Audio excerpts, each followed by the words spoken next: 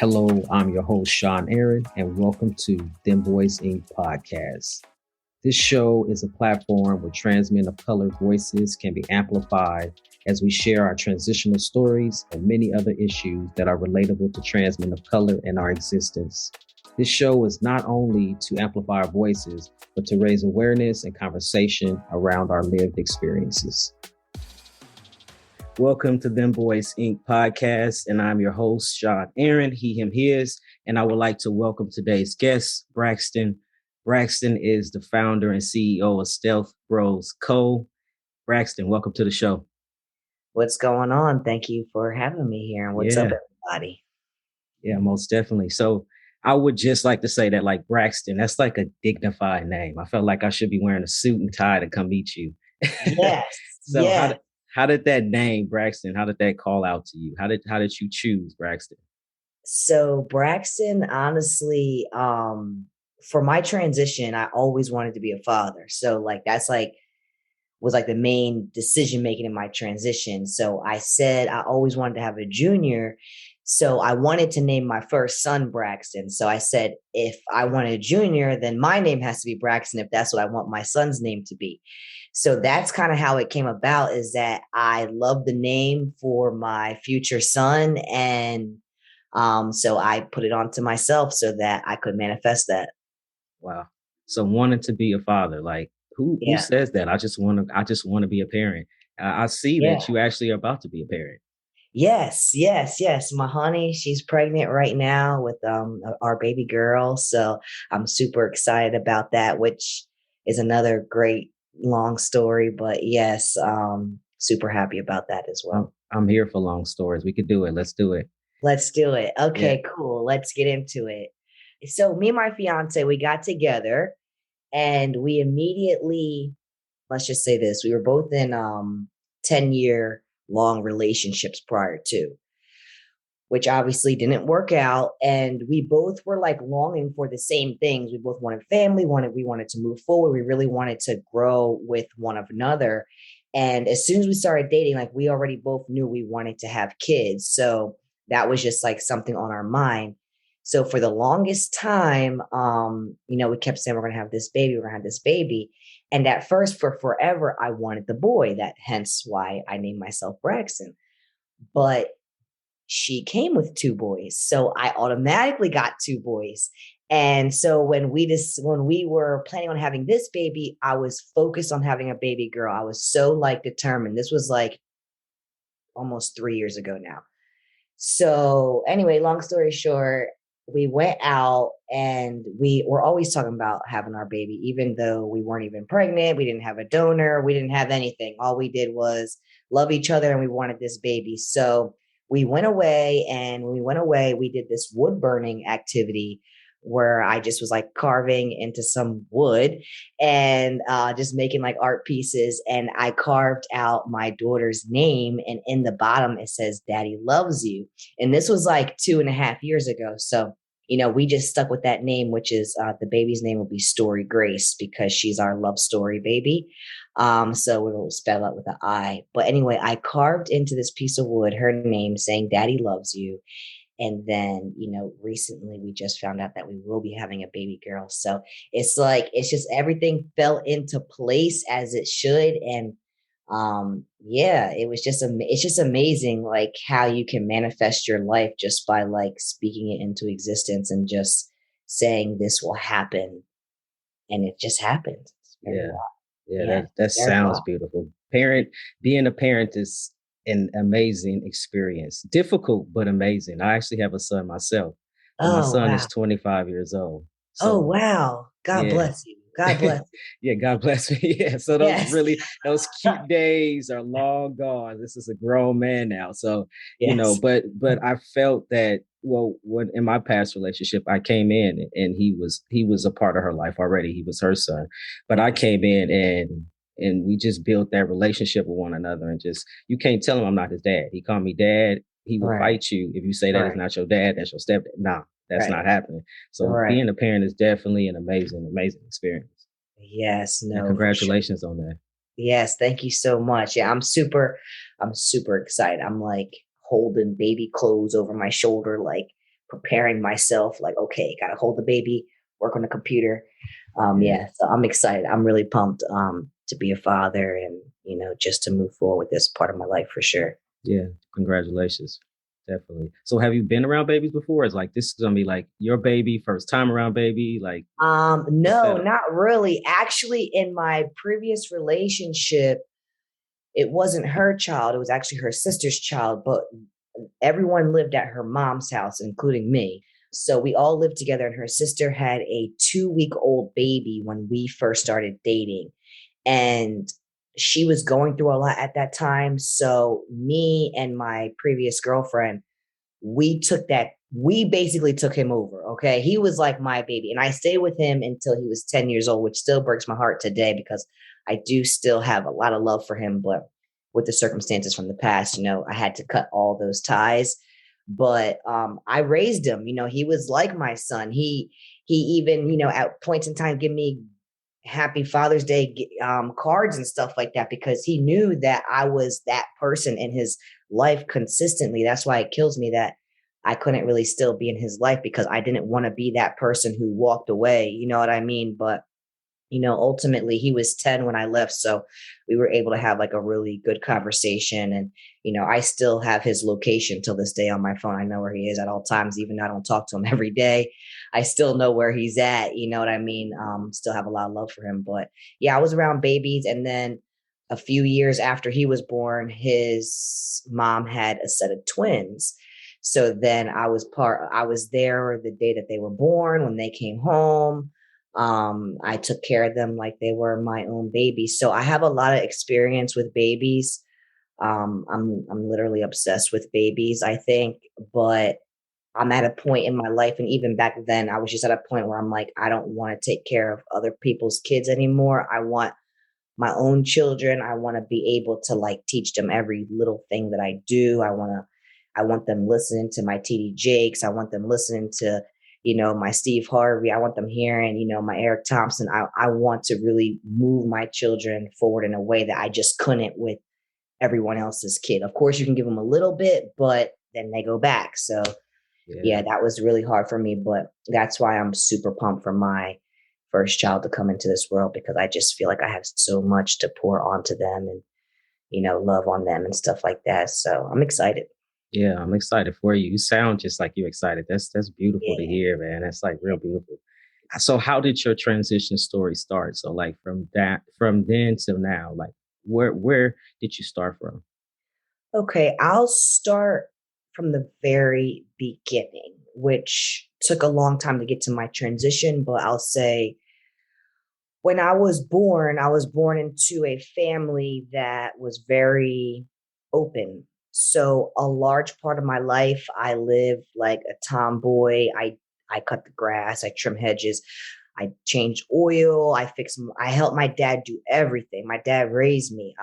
And I wasn't judged. No one told me that anything was wrong with what I was doing. So for a long time, I felt like whatever I was doing was cool because nobody cared. No one said anything about it.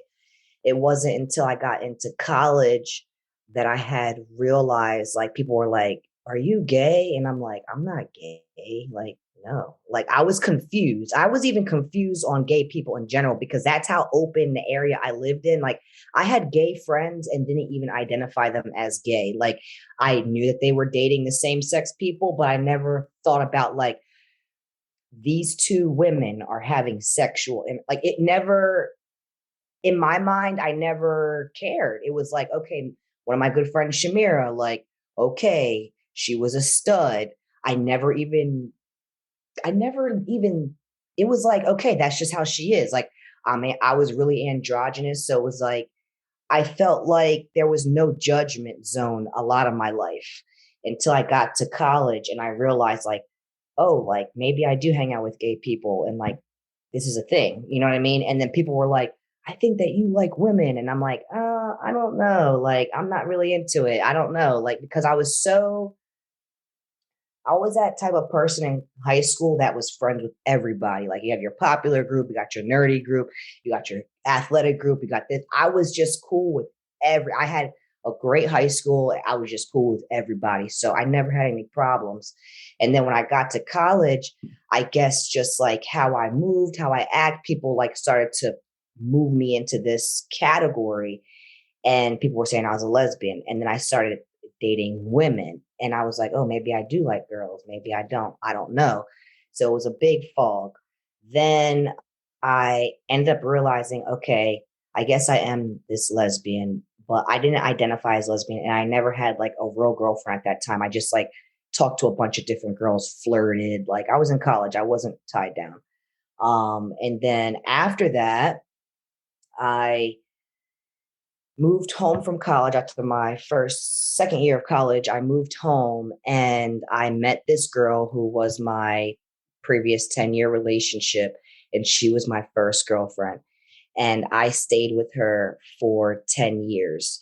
So the first like 3 years of our relationship, I knew that I didn't feel like a lesbian, but at the same time, I didn't know what I felt like. So I went through a long period of time, almost like 4 to 5 years of trying to figure out what am I missing? Like, what isn't right? And I couldn't identify it being like, oh, you're not a lesbian. It was more like I just didn't have that last puzzle piece to my life, even though I was a licensed practical nurse. I was making $25 an hour at like 19 years old. You know, I was doing everything the right way, you know. So my mom, my family, everybody was like, there's nothing wrong with you. Like, just keep doing what you're doing. Like, you're doing great.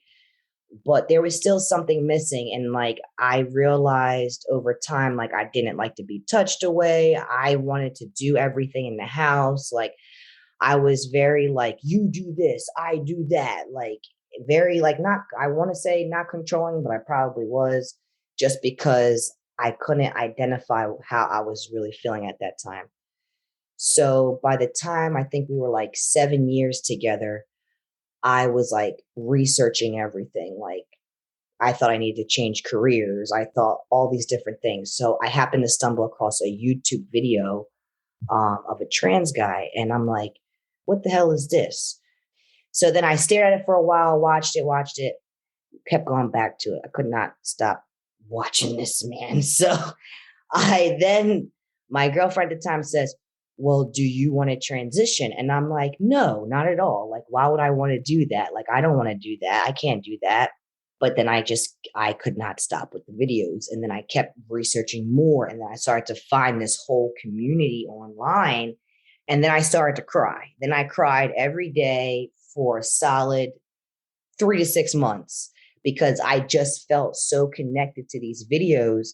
But at the same time, I was like hiding because I'm like, how can I ever be like this? How can I ever do this? Like my whole family and like society, my job, like there were so many different things. I was 27 years old at that time. Like there was a lot going on. And I ended up, telling my girlfriend at the time that I think I want to do this. And she was very supportive. That's one thing, we weren't the best couple, but one thing I always give her credit for is always respecting me. Like, as soon as I said I wanted to transition, like it was like night and day for her. Like she was able to like switch pronouns, switch my name, like the same day. Awesome. Like there was never any errors. She never called me out. Like after that point, we had some really nasty arguments and she's never disrespected me. So that's one thing I always like to say is that she did respect my transition, which I'm very grateful for. But we still had a lot of hard times during it. But either way, I told her, she accepted it. She said, you need to go to therapy. You need to figure it out. So I went to therapy. I cried my eyes out for a while there. And then they said, you need to go to a place called Mazzoni Center. And that's in Philadelphia. And then once I went to the Mazzoni Center, it was like maybe 1 month after that. And then I started T, and the rest is really history. But yeah, it took me a long time to figure out who I was because no one ever told me. I feel like I never really was open to that community. And even being in like college and being part of like the lesbian community or whatever you call it, I still didn't feel a part of that community, even though I was. It was a very weird feeling, and I was really young too. So I just feel like my mind wasn't like really developed to where it is now, to where I could really process the things that I'm going through. So, yeah, it was hard, but I made it through. Thank God. And now I'm here today. That sounds amazing. It seemed like you were almost describing a utopia as a kid of like not knowing, just being able to just exist. Like I feel like more parents should allow their children to just exist in whatever ways that they feel is comfortable for them. So after you began to transition at 27, how did your parents take that? Were they accepting or they're loving? How was that?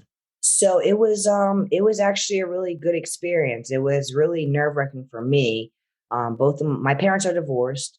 A lot of my family is very separated. So what I did was I created a YouTube video myself, and of course, I did all the research. Like I had my T date set up. I had everything ready. So when I made the video, I was very like, this is what's happening. This is who I am. Like, I've been wanting to tell you, this is what's going to happen. This is how long it could possibly take. These are the things that may happen to me. And this is where I want to go with my life. And you can either accept this or you don't have to, but I've already made the decision. And I told them at the end of the video, like if they were unsure about things, to utilize certain resources to educate themselves prior to calling me so that we could have a real conversation. So I was like very like prepared for this moment. I sent the video, and my dad was the first person to call me, and my dad cried. My dad cried on the phone, and he cried because he said, I'm not stupid. I watched you growing up, and I just didn't say anything because I just wanted you to figure it out on your own. But now that you tell me, I'm sad because I wish that I would have helped you earlier. That's what he said. Wow. So yeah. And my dad and I are super close. We're still very close. I love my dad. He's like probably like the pillar in my life, for sure. Right along with my mom, even though right now me and my mom aren't speaking, but it's not because of my transition. It's just because of a lifelong journey of ups and downs with my younger siblings and things. But people always say like, oh, why don't you just talk to your mom now? And I'm like, I know that my mom loves me. This is the thing. Me and my mom, even before my transition, me and my mom were like white on rice. Like my mom was my homie. My mom would say and do anything in front of me. She kept it 100% with me. My mom is why I work so hard. My mom is why I feel like I have so much knowledge on certain things at a young age, because my mom was very thorough. She was just like, look, this is how it is. Both of my parents were entrepreneurs anyway. So I watched how businesses worked. I knew about money. I knew how to move things around. Both of my parents were very influential in my life, but my mom right now and I, we're just not speaking because she's an Aries, I'm a Taurus, and we're just battling right now. And my mom has built me to be this person of independence, that she's okay with not speaking to me because she knows she's giving me all the tools for me to survive on my own without her. She knows I don't want to say I don't need my mother, because I feel like everybody should love their mom. But at the same time, I know my mom. She knows me. We just are in a bad space right now. But ultimately, I know that she loves me, and I know that I love her, and I'm okay with that. And some people don't understand that. But for me and her, we have a certain relationship. I can literally feel my mother. That's how close we are. I can just feel her. I don't really need to speak to her in order to say, oh, does my mom still love me? Or, people always say, well, what if something happened to her tomorrow and you can't talk to her? Of course I would be hurt because I love my mother. But in the same breath, I know my mom loves me. I don't need another day for her to express that. I don't need for her to say one last time, I really loved you no matter what, because I already know that. I already feel that in my heart. So I feel like both my parents are super important to me. I feel like they've really molded me and really put me in a position to be where I am today. Like I really love both of my parents a lot. Damn, that's heartwarming, really. Yeah. I don't have that relationship. I always envy folks when I grew up of like who had that beautiful relationship with their mom, because I never really had that. And I can't blame my mom. It's like, she went through her own trauma and she didn't know how to be a parent, Right. But even just knowing, like, even your father, when I came out, I actually didn't come out. Somebody told my dad I was transitioning. Wow. And he called, I haven't talked to him over 10 years. And he called me and said, somebody, he's like, somebody told me you were transitioning.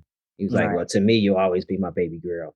Like, just disrespectful straight up, So I was like, you know what, to be honest with you, I don't have to have anything else to do with you. And I'm okay with that. Right. Because I need to do what I need to do for me. And I hung up and I've never spoken to him since. So to know like somebody has that, like I've always tried to be that pillar for my son, because it's like, as long as you have your parents' love and acceptance, whatever else the world has to say, don't even matter. It don't even matter. Yeah. And you want to know what? My grandma is 101, actually. She just turned 101. Yeah. My grandma is awesome. My dad's mom, she lived with my dad at the time. And when I started transition, and I actually hid from my grandma for like 8 months. I don't know how you do that, but I did. I hid from her. And one day I was going over to my dad's house to go see my dad and everybody. And I called my grandma to warn her because I had a beard and everything by this time. So it was like, it was going to be like a shock to her. So I told her what happened, and she's like, okay. And of course, like, she cried and everything on the phone. And then when I got to the house, like, she was like, of course, like, still loving me and hugging on me. But then she goes, you'll always be my baby girl. But at that point, I didn't even care because I just love my grandma so much and she's old as shit. So I was just like, look, if you can't accept it, like, you can call me a girl. Like, I'm okay with that from you. Just because, one, you're old, my grandma's a Jehovah's Witness. Like, come on. I mean, it's like stacked on stack. Yeah, so it's asking a lot. Yeah, it's asking a lot. But one thing is funny is that after my first year of transitioning, me and my ex, we had broken up. I moved back home with my dad, and my grandma lived there. And my grandma had a hard time with the whole pronoun thing, but it was crazy. It was like overnight, one night, like, I came home from work and I have a cat, and she's like talking to my cat when I come home, like, your daddy's home. And I'm like, what?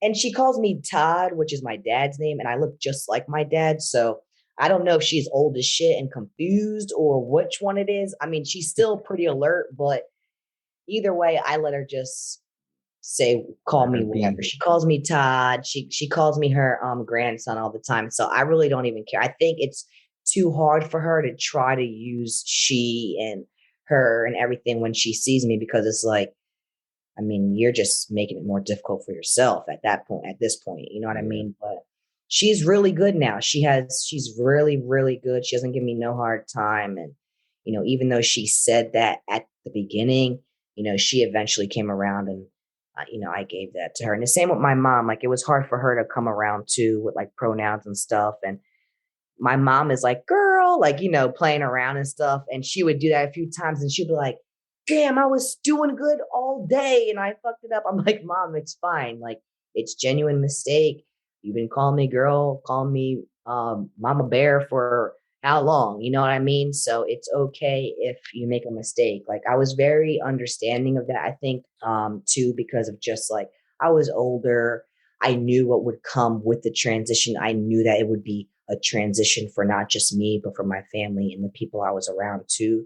So I was a lot more understanding of mistakes and like things like that, until it just got to the point where I was just like, look, this is like, with other people, like, no, you have to respect me and move forward. And it worked out pretty good for me, I think.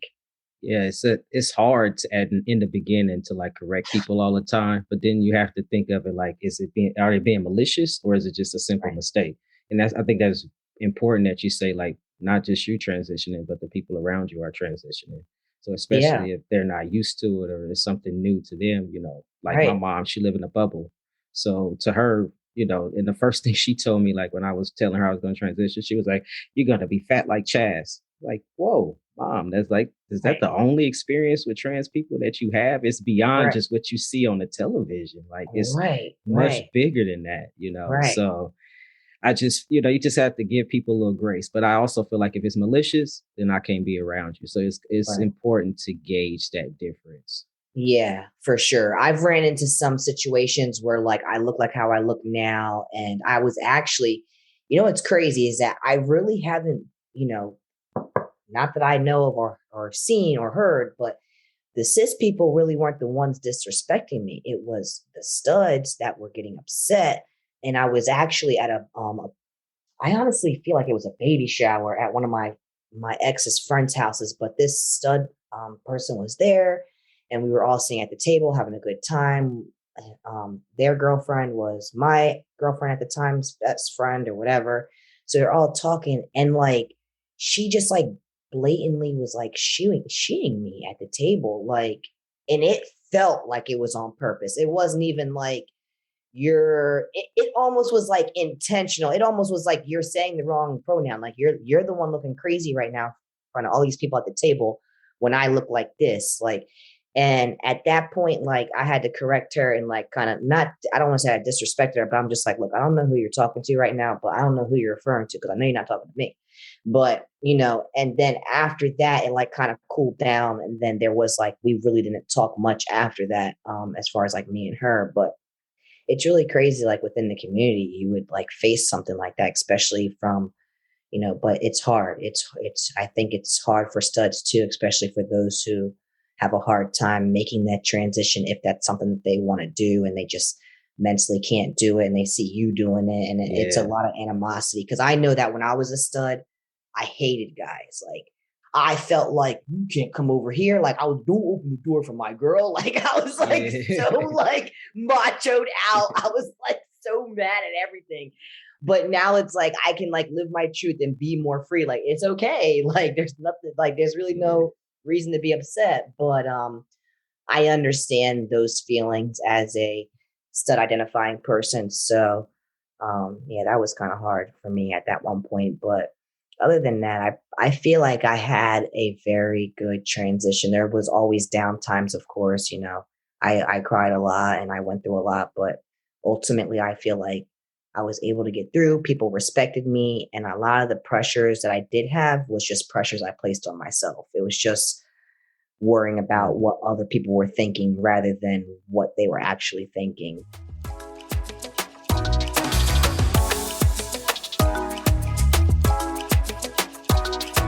Yeah. So tell me about Stealth Bros. How did you start that and why?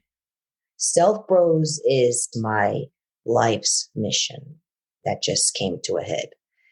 Because so many factors is what brought Stealth Bros to fruition. But the first factor is one, my parents, because they're both entrepreneurs, they're both hard workers. So I always had that natural wanting to do something more than what I was always doing. So there was always that. Then my nursing career, I was 7 years as a nurse at the time that I started to transition. So I had the assessment skills. While I was learning about trans people, I was watching the YouTube videos, watching people take their shots, seeing that most of them weren't doing it correctly, one. And then two, they weren't having anywhere to really place it. They were pulling it out of shoe boxes and plastic bags and all these things. So I was like indirectly like collecting data without knowing I was collecting data while I started to transition. And then like when I got halfway through the first part of my transition, like the first 6 months on T, I went to the store to try to find something for myself to put the T in. And I just couldn't find anything. So I said, I was talking shit and I'm like, I'm going to make my own bag, blah, blah, blah, blah. Time went on. During this time, I was making a lot of relationships on Instagram and Facebook and all these different things, just, getting in contact with all these guys, watching all these trans guys like have different brands and like selling t-shirts for like top surgery. And at that time I was thinking about top surgery too, as every other trans guy does. And I needed more money for top surgery, but I didn't feel like working overtime. So I said, why don't I create something that I can like build money for top surgery and I could be part of the community and it'll be fun. Like it was like more like a fun thing to like create something real quick, get the funds for my top surgery and then be done with it. So as I got towards the end of my first year of transitioning, I had went through a lot. I had broke up. Well, my girlfriend broke up with me. I had moved back into my dad's house. I was feeling low, unmotivated.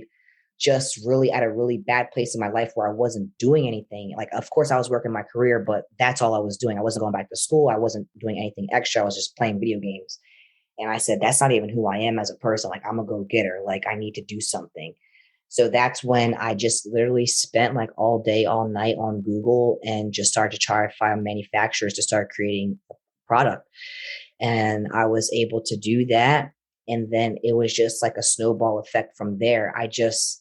People always say, well, how did you know what to do? And all these things, but I really didn't know what to do, but I saw other brands online and I saw how good brands versus bad brands. I knew that I had to have A1 photography at the time. Photography was where the audience was as far as Instagram. So having clear, crisp pictures and really starting off the right way was what I needed to do. And since I had already built such a strong community of friends within the community, I now have people I can send this product to for free. And if they like it, they'll repost it on their platforms. So that's kind of how I started it. And at the same time, I knew that I wanted to give back to the community. So I also took 15% of the sales each month and put it into a savings fund, which I thought, I make enough money to give some a little bit back, and then I'll have enough money at the end for me, which obviously I'm a new business owner. I didn't know what the hell I was doing. It was way too much money. I gave away all my money. I gave away everything the first year. So I paid for someone else's top surgery the first year, and not my own. I actually didn't get my top surgery until 2 years after Stealth Bros. But I knew that at the end of that first year that Stealth Bros was bigger than me. I knew that it wasn't just something of course I do it for fun, but I knew that this was something that my community needed. It wasn't just something that we wanted. Like, you want a hat, you want a t-shirt, but you really need somewhere to put this tee because we're going to be utilizing this for the rest of our life. So at that point, I knew that it was moving. So I said, okay, let me just keep working. I'll eventually get my top surgery money, blah, blah, blah. I actually had to pay payments on my top surgery. I never had the money to just pay it all off. I paid payments, but Stealth Bros paid those payments, which was amazing. Obviously, I was working the business, but I didn't have to do anything crazy extra or take out any loan or anything. It just paid the payments, and that was a beautiful thing after the second year of being in business. But yeah, that's kind of how Stealth Bros started out. It was just word of mouth, and then I just kept pushing and just consistency every single day, for the past 5 years, every day. How much was your top surgery, by the way? How much did you pay? $7,000. $7,000. So once you made, are you completely done paying it off now? Yeah. Okay. So when you got that 7,000 paid off, why not just say, all right, I'm done here. All right, let's go. Stealth Bros is over. At that point, Stealth Bros was bigger than me. And I now had a purpose. I had a mission, and people were reaching out to me, telling me how much they needed this, how much it helped them, how much it made them feel better. And I couldn't stop. I felt like that was my duty. I still feel like that. I still feel like it's my duty to show up every single day and to show people that, you can build something, you can be somebody, you know what I mean? And, I know that a lot of people who look like me feel like that's not an option for them. So I feel like it's necessary to continue growing, not only for myself, but for like the future of the trans youth and stuff like that. I want people to see what I've done and say, okay, what can I do to help this community? What can I contribute now? And, and that we all can ultimately work together. And that was like one of the big things when I first started Stealth Bros too. Like, I was really nervous because I didn't want to go in with, like I said, like a t-shirt brand or a hat brand, because I didn't want to step on the toes of the others that I really looked up to, like Aiden Dowling and things like that. Like, I was like, I can't come in with an apparel brand like Point of Pride or 0.5cc. Like, if I do that, then these guys aren't going to want to be friends with me. Like, they're not going to want to work with me. So I created my own lane so that I could just ride alongside of them. You know what I mean? And not only that, but it generated more wealth for our community, because not only can you hold a Stealth Bros Dopp kit, you can have your hat brand, you can have the next man's t-shirt brand, and then so on and so forth. And that meant a lot to me by being able to collaborate with other brands without oversaturating their products so that we all could win. Because ultimately, I just know that people are eating $40,000 plates. And if one person is eating a $40,000 plate, then there's no reason why we all can't eat too. So I just really feel like there's enough for everybody. The more we work together, the more that we can generate. It speaks volumes to your the person that you are. That to just say I'm going to create my own lane and not wanting to step on somebody else's into somebody else's lane. Like that really speaks to your character. I like that a lot. Thank you. A lot. So you have like really, really good content. I'm always scrolling. But before I say that, I do want to say that how I found out about Stealth Bros was I guess I was blessed. I never put my needles in a box or a bag, but I was actually, there's a program in my county here where you can actually turn in your old sharp containers and you could get brand new ones. Wow. So I've always had that option. You don't even have to get out your car. You just drive up into this little area, you hand them the old one, and then they put the new one in your car. Awesome. But I was in the pharmacy picking up my syringes, and then this lady was in there. She was seeing that I was getting syringes, and she pulled me over to the side and was like, "Yo, I just had to step in and take care of my brother." And so she went in there and she bought literally, I'm not kidding you, like 100 sharp containers. And she was like, "My brother's diabetic, but we had to come in because he wasn't responsive. So they did a wellness check." She said he had like 20 garbage bags full of syringes in the house. And she was like, she didn't know what to do with them. So she was asking me like, where can you get syringes? Sharp containers. So she was like, oh, I got to buy all these sharp containers. I'm spending all my money on these sharp containers. So it got me to thinking, I'm like, well, wait a minute. What if one day I can't get mine for free? Like, where would I go? So I went online searching of like sharp containers. And that's how I, and that's how I found Stealth Bros. And I've been following you ever since. Yeah. So that's crazy. Yeah. That's crazy. Yeah. And that's like an ultimate goal for me too, is to be in the pharmacies and and give people the option of having like a different color that suits their needs so that it's not so hospitalized. And like, that's my main goal, is like really to revolutionize the whole industry of like medical supplies in general. Of course, we're just tapping into the soft part of sharps containers right now, but I would love to change like in all different types of medical devices that people, colostomy bags, things like that, all different types of things that people could relate to rather than this ugly brown or this deep hospital red.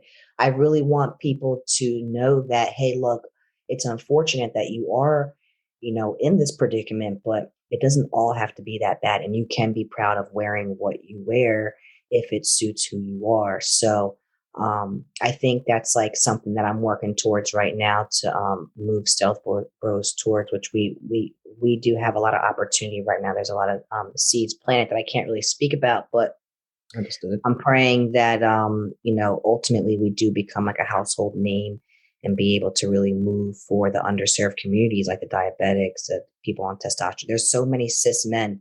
Actually, one of my friends from middle school reached out to me, my good friend back in middle school, and he was like, bro, I bought one of your bags because I take tea. And I'm like, there's nothing wrong with that. Like, you can use it too. Like, it's fine. You're a cis male. There's no problem with it.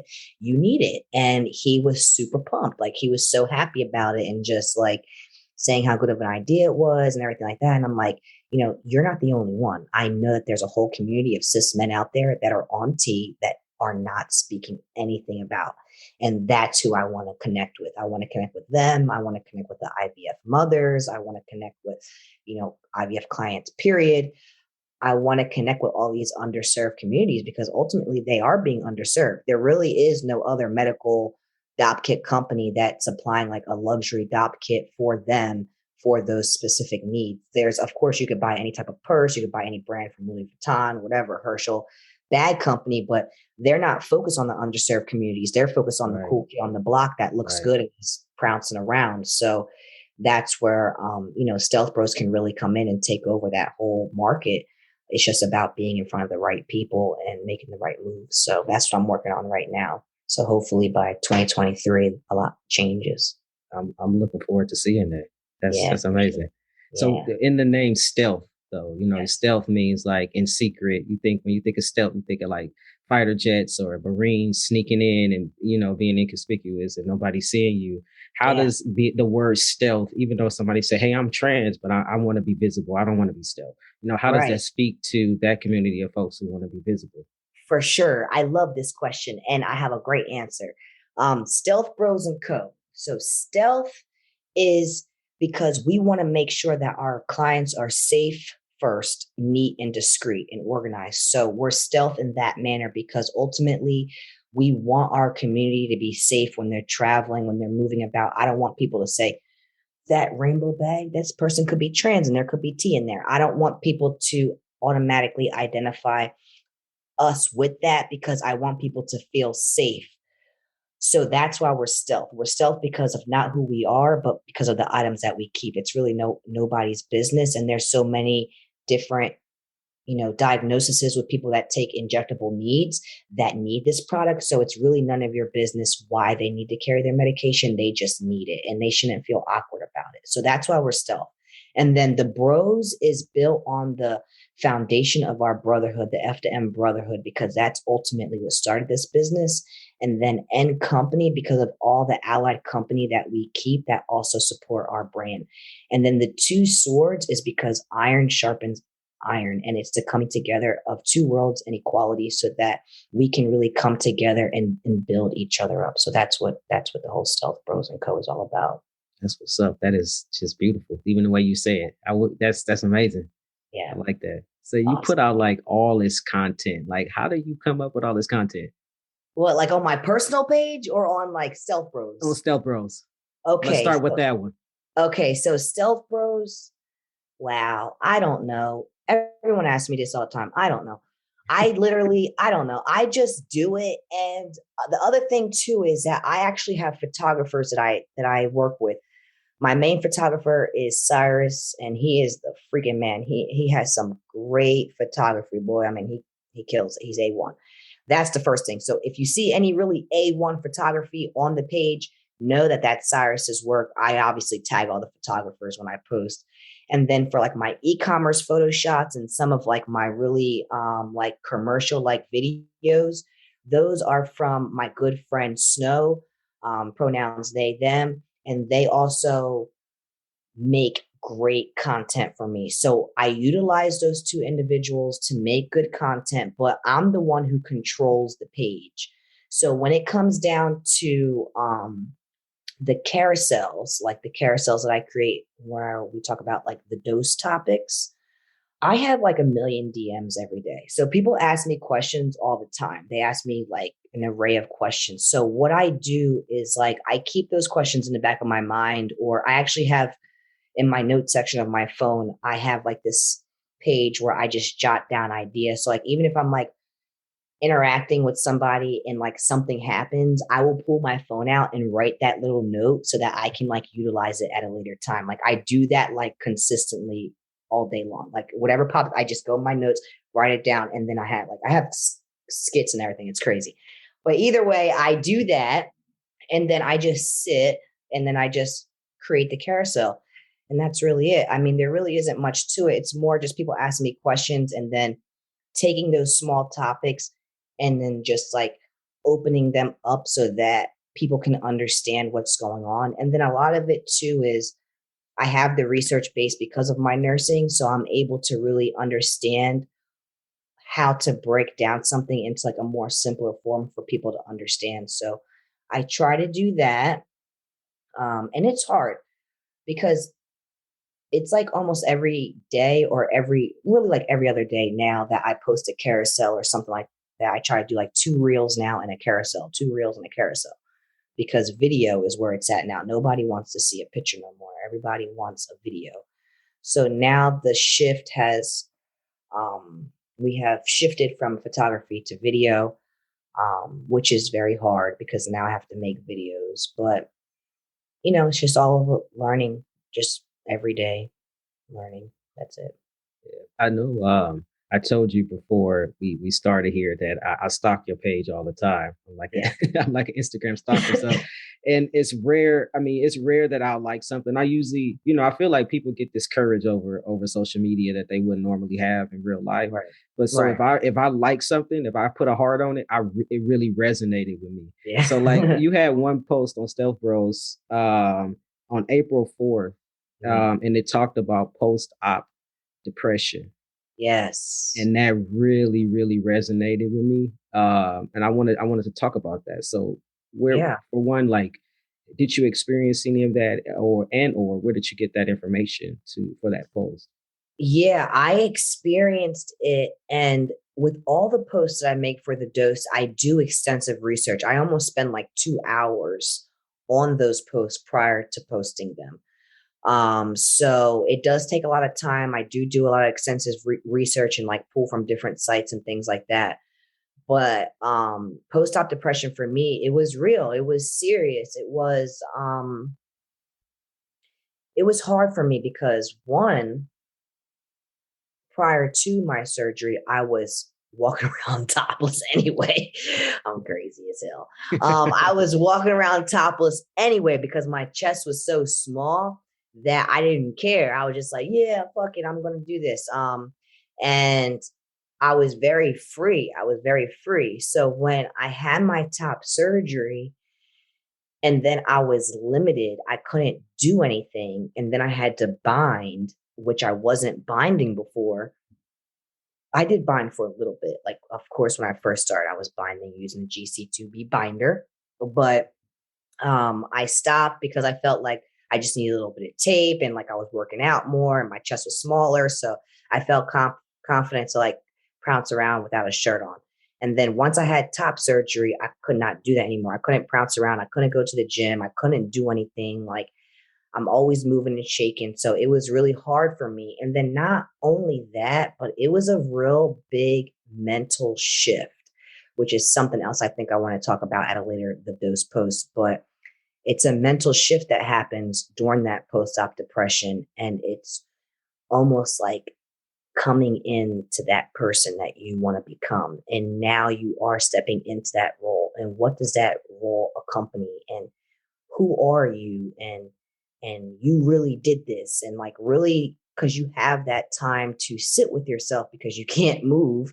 So you're really deep into your thoughts. And for me personally, my personal opinion, I just feel like it took me like one step further into my manhood. Like it just moved me closer to the man that I wanted to be. And I took a lot of pride in that. And I took a lot of like responsibility in that. And I feel like, I had to work through my emotions of things that I was feeling at the time and just, understanding who I was and what I just went through. Like I just removed breasts. Like it was like, you think about all these different crazy things, but it's really a growth period. And I think that's where the depression comes in.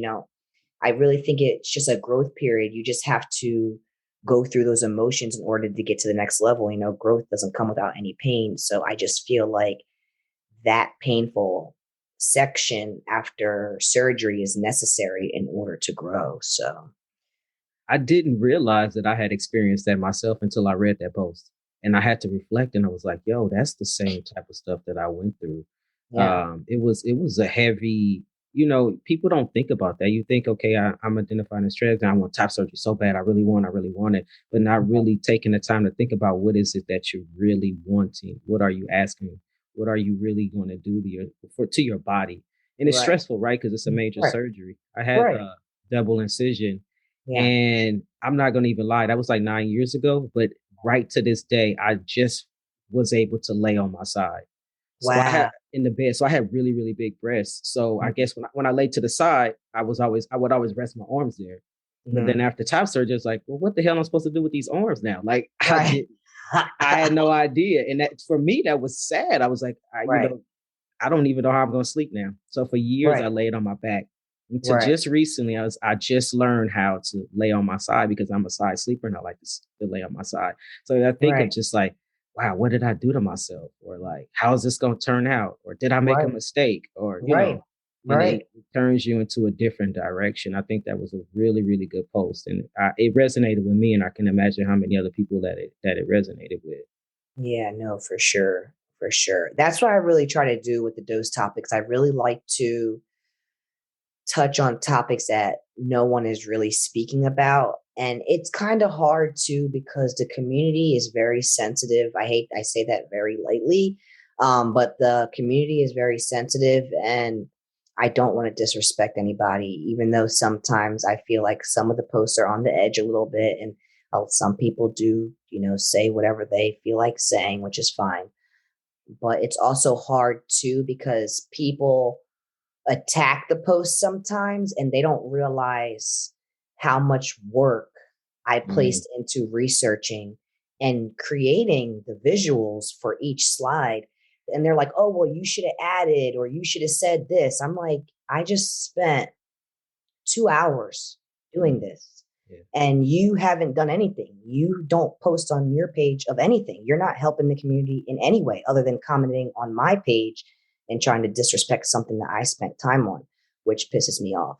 Ultimately, I know that I'm here for a reason, and I have to push those people sometimes. I have to push those buttons, and it opens up dialogue so that someone can learn something new. And that's why I always like to put on the post like positivity only, because ultimately, like, even if I do miss something, I want you to say something, but say it in a way where you're not only just saying it, but you're educating all of us on the post so that we all can learn something. Absolutely. Like, I feel like my last post was really good. I forget what that one was about. Oh, like the gynecologic care considerations for trans mass people. Mm-hmm. I felt like that was a really good post, and people were very respectful in the comments, and they were offering different things and talking about reproductive. And I felt like that was really good. And like posts like that do really well, it makes me really happy. And I honestly spent like 2.5 hours on that post. And it was like at 6:00 at night, I literally worked on that post while my family had dinner at this table and got yelled at.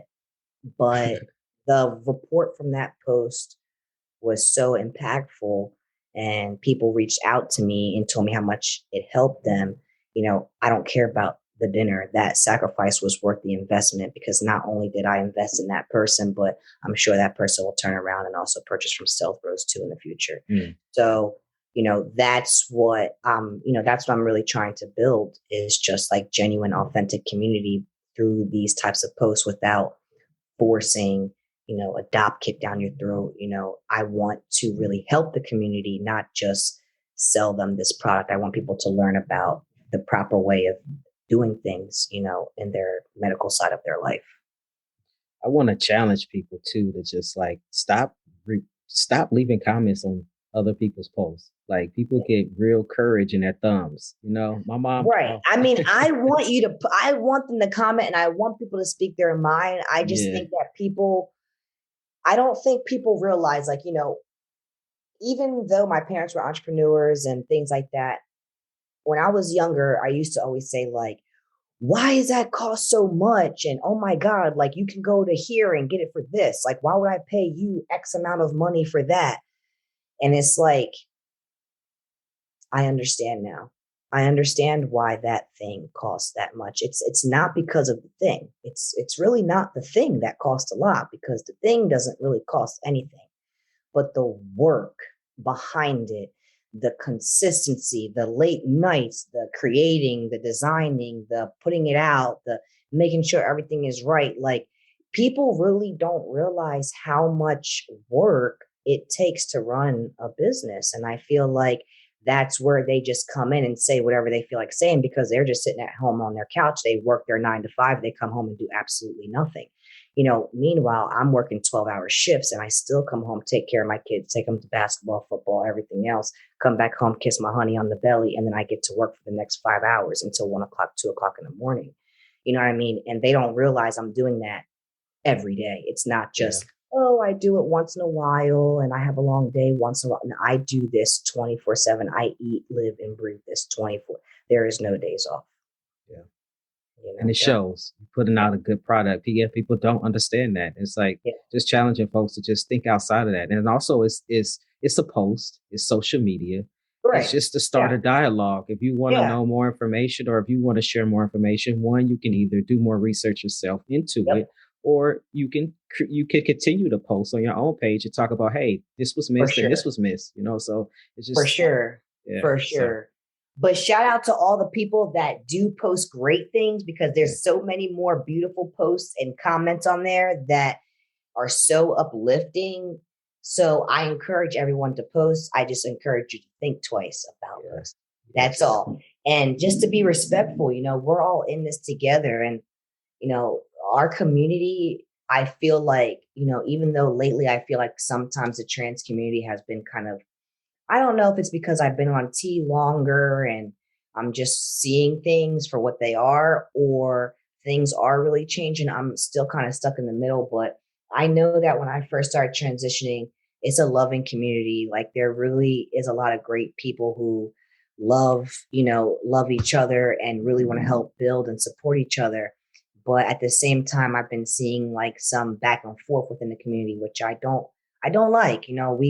We are a strong community, and we just need to all love each other. Non-binary people, trans mass, trans feminine, it doesn't matter. Like, we just need to understand that we can't be against each other right now, because there's enough people already against us. Like, we need to continue to unify and continue to uplift each other, so that, like I said, so that we all can win in whatever aspect of life that means for the individual, That was amazing. That you actually answered my next question. I think my next question to you was going to be, what is your words of encouragement to the community? And I think you read my mind, and you just put that out there at that last moment. Yeah. I absolutely just love, just LOVE, baby. That's not even hard to do. That's not hard. That's not hard to do. There's things in the community that I don't understand, I don't understand. And I'm like, whoa, that's not how I'm living my life. So I'm a little confused too. And I'm trans and I'm confused, but that's okay. Yeah. I'm allowed to be confused, but I still love and respect you for whatever it is that you do, because you're not hurting me. You're not doing anything wrong. I may not understand why you decide to look that way, but that's not for me to understand. All I can do is love you and respect you as the human being you are, and move forward. And that's Absolutely. All I really expect from anybody. You know what I mean? Is just to be happy and try to love on people. So this is the part of the show where, I know we're going to wrap up. This is the part of the show where I ask random questions to the guests, just random. So I have like 17 questions, random questions. May or may not have anything to do with this topic that we're talking about today. So pick a number from 1 to 17, and then I'll ask you that question. Okay, 6. Oh, so number 6 is, if you could have one superpower, what would it be and why? Wow, that's a great question. All I can think about is, if I had a superpower, I wish that I could just jump from place to place, like that movie Jumper. You know that movie Jumper? Yeah. If I had a superpower, I would just want to jump from place to place, because 1, I love to travel. And 2, I just feel like there's just so many things that I have to do. And if I could just jump from place to place and just do everything, I would just do it all. So I would do that. That's a superpower I would want, I think. But it's a hard question. I'm really not even sure if that's what I really want. Like, dwell on that. Yeah, I got to think about it. Like, do I want to be like, I don't know. Like, I feel like I already had the superpower. I honestly feel like that. That's why it's hard for me to say, like, what superpower do I really need? I already have it. Like, my superpower is God. I feel like the universe is my superpower. I feel like I can like direct that energy in when I want it. You know what I mean? But it's up to me to put that work in to receive it. But I can if I really, really put focus on it. You know what I mean? So I feel like that's my superpower. But like a real superpower, I don't know. It's hard. What about yours? I don't know. I would teleport. Anybody that knows me knows that I'm always running late. So if I could just say I'm on my way and then close my eyes and blink and I'm really right there in your face, that would be amazing. That's what I'm talking about. That's what I'm talking about. Jumping from place to place. Yeah. Jump in. Yeah. The guy, he would look at a picture and go into that picture. It was amazing. Like, I was thinking about jumping into the banks, to be honest with you, jumping in real quick. Well, I didn't know about no cries, but you know. No. That might be jump into the vault real quick and leave. Yeah, jump in real quick. Yeah. Get it from my own account, okay? I'm not going to pay nobody. I take it from my own account. This is mine now. It's like, nah. I just want to say thank you for being a guest. I appreciate it. I loved our conversation. You are a beautiful human being. Continue doing what you're doing. You are a beam of light to folks looking for something. And I appreciate you. Thank you for showing up. Thank you so much. Thank you for having me and providing this platform so that everyone can hear and learn something new, not just from me, but from everybody that comes on here. So thank you. Great. Thank you. All right. You have a blessed day. You too.